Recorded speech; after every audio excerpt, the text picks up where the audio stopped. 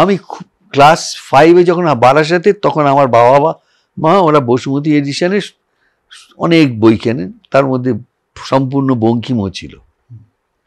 ওই দিয়ে আমার বাংলা সাহিত্য পড়া শুরু।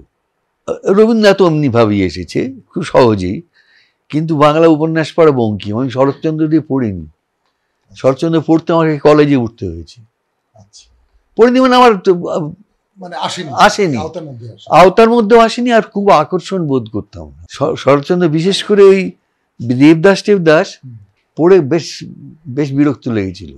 বঙ্কিমের ওই ক্লাসিসিজম, ওই ওটা এত আকর্ষণীয় ছিল যে আমাকে শরৎচন্দ্র যে কত ভালো সেটা আরো পরে বুঝতে পেরেছি।